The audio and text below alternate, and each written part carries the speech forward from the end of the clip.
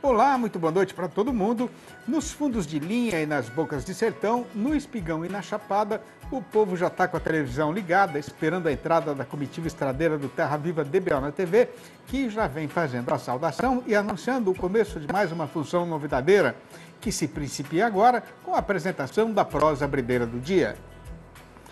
Com o tempo correndo cada vez mais ligeiro e disputando carreira com o cavalo rei dos parelheiros, muita gente nem viu que o ano presente já está quase vencendo a sua metade abrideira, né?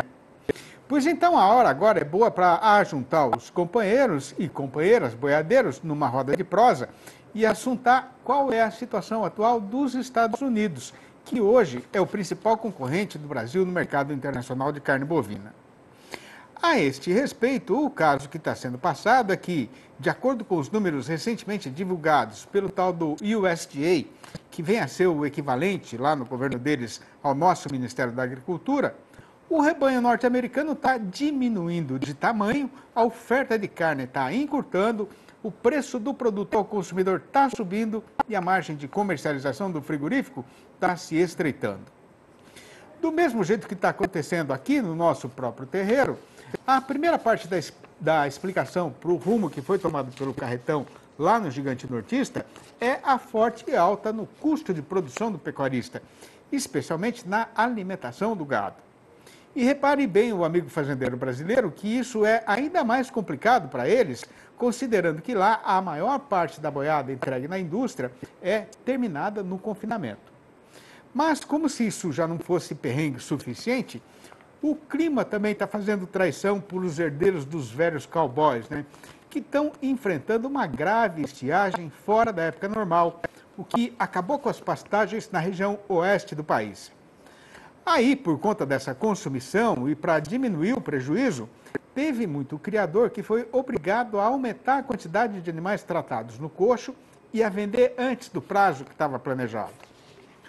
O primeiro resultado desta desconjuminação está sendo um forte aumento na despesa das propriedades e uma correspondente redução na lucratividade da atividade. Ao mesmo tempo, de acordo com o pessoal do USDA, isso também já está provocando uma queda na produção de carne no país, que deve ter um encurtamento de 7%, contando esta safra atual e a do ano que vem também. Seguindo a lógica de qualquer mercado, o frigorífico deve enfrentar um período de grande padecimento por causa da diminuição da oferta e do encarecimento do animal terminado. E lá no fim da cadeia produtiva do setor, isso tudo somado vai bater no bolso do consumidor, que já está gastando bem mais para comer o seu hambúrguer habitual, né? É quase a mesma coisa que está acontecendo aqui, só que a inflação está comendo o dinheiro do trabalhador brasileiro e o povo está sendo obrigado a trocar a carne pelo ovo, né? Tem hora em que o caminho se enrola e o serviço embola, e aí não adianta o caboclo teimar sozinho. Para não ficar perdido no eito, o melhor jeito é procurar a orientação de um especialista e para fazer esta função, a gente anuncia a apresentação da conversa com o analista. Olá a todos que nos acompanham, eu sou Pedro Gonçalves, engenheiro agrônomo e analista de mercado aqui da Scott Consultoria. Estou trazendo hoje informações sobre o mercado de reposição. Mercado esse que acompanha aí, o mercado do boi gordo. Segundo os dados da Scott Consultoria, para essa última semana, os recuos foram de até 0,9% para todas as categorias de anelorados, tanto macho quanto fêmea, em média. E esse recuo chega até 2,5%, quando a gente compara no mês, onde para o macho os recuos foram de até 1% e para as fêmeas chegando a 0,9%. Quando a gente destrincha em diferentes categorias, a gente observa que as categorias do bezerro de desmama foram as que tiveram os maiores recuos, chegando até 1,2% semanal para o macho e um acumulado de 3% quando a gente vê no mensal, no aspecto mensal para essa categoria desmamada. Já para as fêmeas, os recuos chegaram na categoria de desmama até 1% nessa última semana. Por hoje é só. Muito obrigado. Aproveitando a cultura campeira e a tradição do fogo de chão, o município de Porto Alegre, capital do Rio Grande do Sul, agora quer ser conhecido no mundo inteiro pela alta qualidade da carne do seu gado e pela habilidade dos seus churrasqueiros. Confira. Sabe aquela carne assada na brasa que deixa qualquer um com vontade? De tão apaixonados por ela, os gaúchos querem criar o mês do churrasco. Uma carne suculenta, quentinha, macia. É tradição de gerações a perder de vista aqui no Rio Grande do Sul. A carne bem assada, no ponto. Só em Porto Alegre são mais de 110 churrascarias. Elas servem os mais diferentes tipos de cortes de carne e acompanhamentos. Essa paixão pelo assado agora quer ultrapassar os limites do estado. Um projeto lançado aqui na capital quer tornar Porto Alegre a capital mundial do churrasco. Uma iniciativa que tem como objetivo promover o turismo e também os negócios. O projeto pretende transformar setembro no mês do churrasco em Porto Alegre. Além disso, criar a Universidade do Churrasco, um museu e promover o Festival Internacional já previsto para outubro deste ano. Fazer experiências, eventos, para que os turistas, não só do Brasil, mas como do mundo, venham a Porto Alegre vivenciar o que a gente tem. Pois é, né? Ainda bem que o pessoal já jantou, né, para ver essas imagens aí, né? Mas esta Ribeira está convidativa para fazer aqui uma parada ligeira, mas vai ser só no tempo de catar um ingá e deixar a montaria se refrescar. E é já que a comitiva vai retomar ali da Marchadeira. Aguarde. Terminou no derradeiro dia do mês de maio, na maior parte do território brasileiro, a primeira etapa da campanha de vacinação contra a aftosa. E mais uma vez o esforço feito foi gigantesco, com a mobilização de uma imensa multidão de gente armada com a injeção na mão para garantir a proteção da boiada. Pois esta empreitada foi muito especial, porque a partir do ano que vem, mais da metade do rebanho nacional vai estar sendo criado em áreas reconhecidas oficialmente como livres da febre desgracenta, sem vacinação, o que vai representar um avanço extraordinário para o nosso setor pecuário. Mas a questão é que, além de conquistar, o país vai precisar manter esse estado sanitário. E para esticar uma prosa a respeito de como é que isso deve ser feito, a gente convidou para a nossa entrevista do dia o pecuarista e consultor Luciano Vaccari, diretor da Neo Agro Consultoria, que vai participar do programa falando ao vivo por vias internéticas, diretamente de Cuiabá, a capital de Mato Grosso. Boa noite, Luciano. Mais uma vez é uma grande satisfação ter a sua presença aqui no nosso arranchamento eletrônico. Seja muito bem-vindo, como sempre, viu? Boa noite, Sidney. Prazer falar com vocês, com os amigos do Terra Viva. É sempre uma alegria grande estar aqui com vocês. Para nós também. Ô, Luciano, o monstro da febre desgracenta está derrotado, morto e enterrado no Brasil, hein? Sidney, a gente está caminhando para isso. É um processo que começou há muitos anos atrás, dentro de toda uma programação coordenada pelo Ministério da Agricultura, o chamado Plano Nacional de Erradicação da Febre Aftosa, e com o passar do tempo, ano após ano, os objetivos vêm sendo alcançados e a gente vai caminhando aí para ganhar de uma vez por todas essa batalha contra o vírus da aftosa. Agora, o que é que falta para o Brasil inteiro ter esse reconhecimento internacional como livre de aftosa sem vacinação, Luciano? Falta justamente, Sidney, atingir os objetivos do plano, que da maneira como ele foi idealizado pelos técnicos do Ministério, e é muito bom que se diga isso, esse trabalho tem que ser efetivamente técnico e a técnica tem que prevalecer. Existe toda uma programação da retirada gradual da vacinação. O Brasil foi dividido em grandes blocos estaduais e a gente já começou com a retirada da vacinação nos blocos da região norte do Brasil e do centro-oeste, e gradativamente até 2025 a gente chega a atingir o Brasil todo. Essa é a programação e a gente espera que ela aconteça conforme o programado, para que em 2026 o Brasil seja declarado livre de aftosa sem vacinação. Luciano, de quem é a responsabilidade pelo fato de o Brasil ter conseguido chegar nesta situação de poder parar com a vacinação?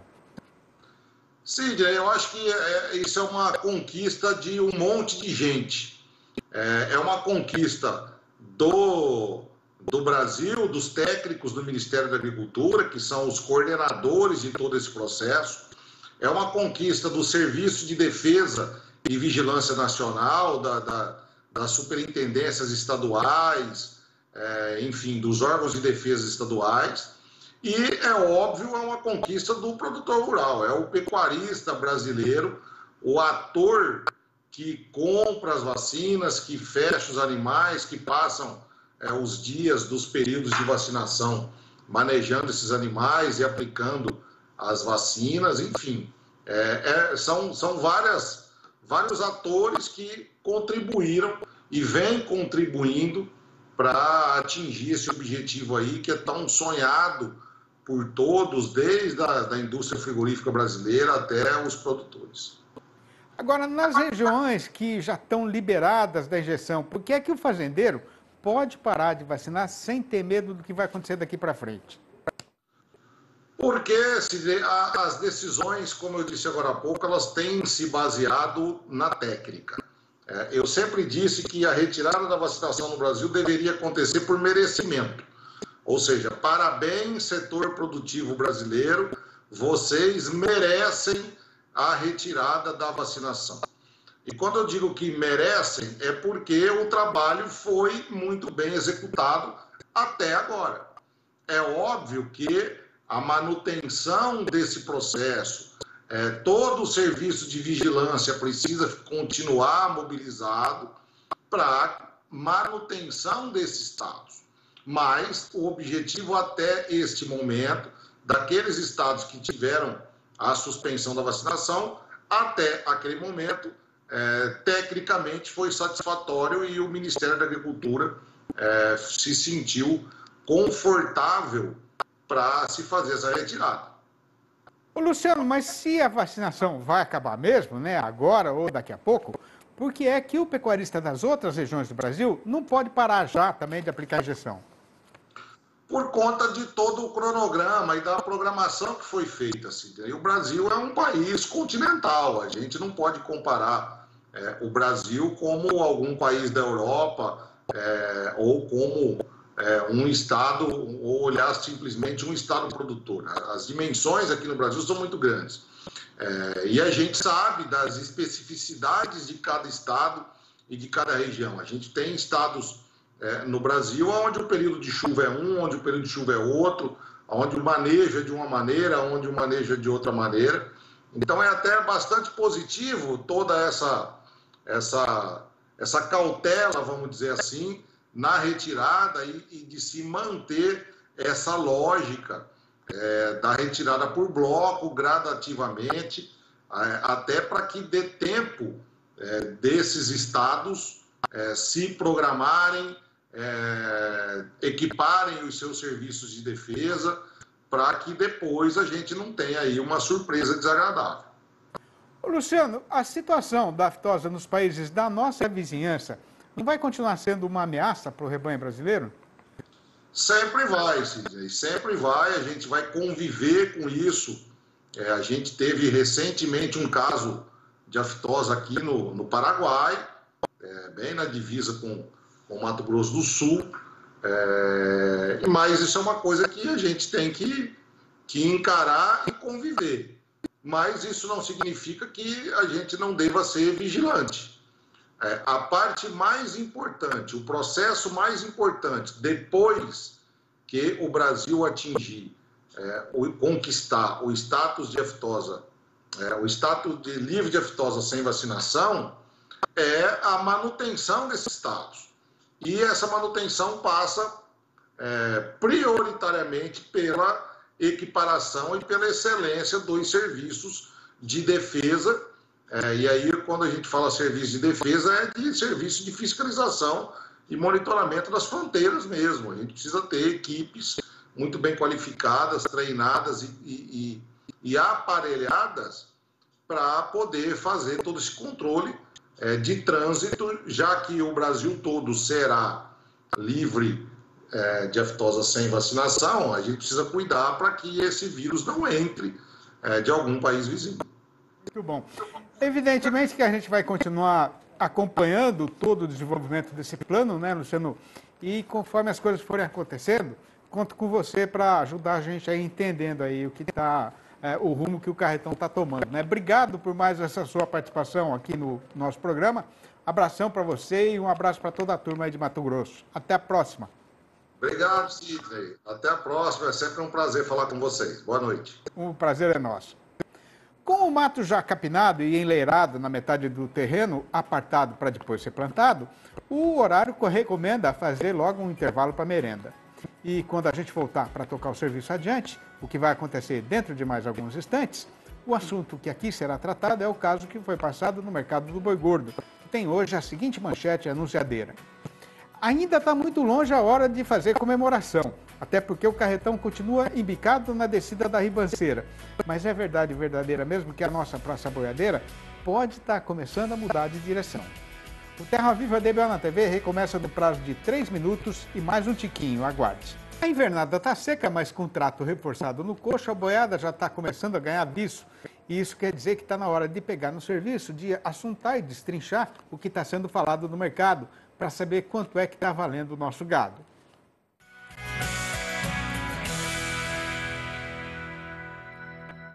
E atenção, muita atenção, os companheiros e companheiras boiadeiros que estão aí na frente da televisão escutando esta falação, porque hoje a gente vai começar o noticiário e o nosso comentário de um jeito diferente.